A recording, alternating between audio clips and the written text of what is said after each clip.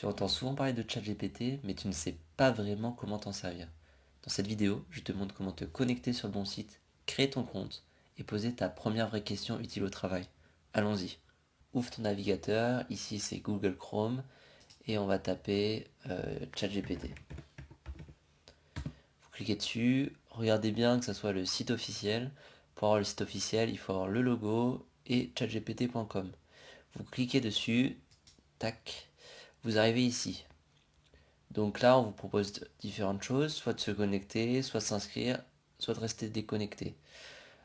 Si vous restez déconnecté, vous pourrez très bien poser quelques questions, mettre des photos et poser des questions. Bien évidemment, ça, on le verra dans les autres tutoriels pour aller plus en détail, mais vous serez vite limité. On va vous demander après de vous connecter.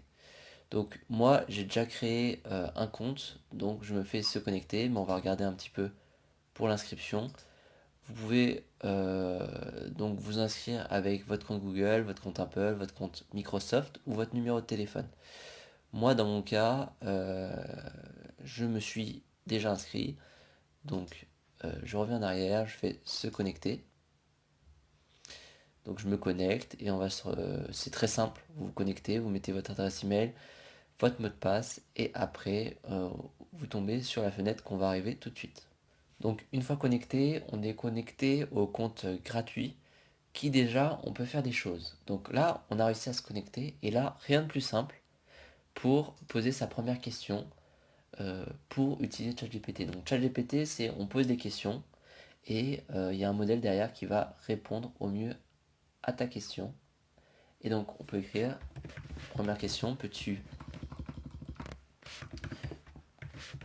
m'aider à écrire un message de remerciement professionnel, dans le cadre professionnel, pour un client, mais ça peut très bien être un collègue, ça peut être pour une personne, voilà, on envoie, et là, on a une réponse de ChatGPT qui nous demande le type de client, le motif de remerciement, le ton souhaité pour que ça soit plus personnalisé. Bien évidemment, il nous donne déjà un exemple qu'on peut prendre, qu'on peut modifier, et voilà. Bien évidemment, tu peux aussi lui demander de résumer un mail, d'organiser une réunion, de générer une checklist ou de reformuler un texte trop long. Ça, c'est des éléments qu'on ira dans d'autres vidéos, qu'on verra ensemble pour gagner du temps. Petite note de confidentialité. On verra ça dans une autre prochaine vidéo, mais il ne faut éviter de copier-coller des données sensibles ou des informations internes dans ChatGPT. Même si l'outil est sécurisé, garde en tête que les conversations peuvent être enregistrées pour améliorer le service. Donc reste général, donc là on va éviter de mettre les prénoms et personnes des personnes, le poste, le nom de l'entreprise. On va rester générique par exemple dans ce mail. Après vous allez le prendre, vous prenez le mail, tac, vous le copiez et vous le collez dans votre messagerie et vous allez changer vous-même le nom, le prénom, le poste, tout ça.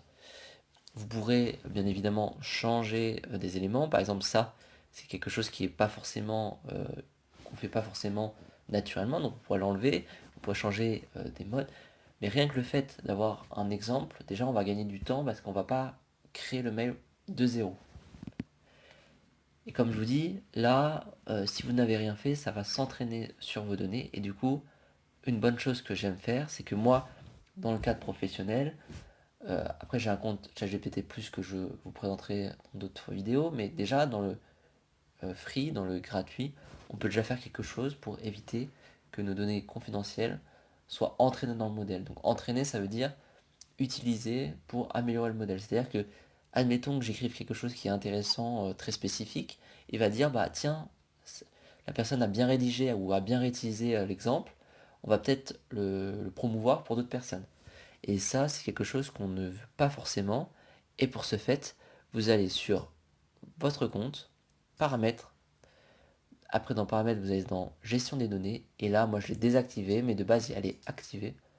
Vous allez décocher cette case.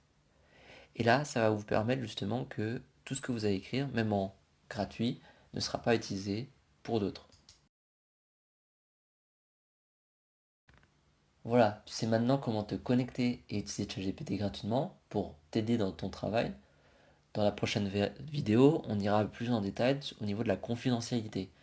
C'est-à-dire, quand je décoche ça, est-ce que tous les services de ChatGPT sont désactivés et tout ça, pour être plus serein sur ce qu'on fait, qu'est-ce qu'il faut pas faire, qu'est-ce qu'il faut faire. Donc voilà. J'espère que vous aurez aimé la vidéo. N'hésitez pas à liker, peut-être la promouvoir. Si c'est simple, vous pouvez le partager à des collègues pour qu'ils utilisent plus facilement ChatGPT et qu'ils savent comment l'utiliser de manière simple.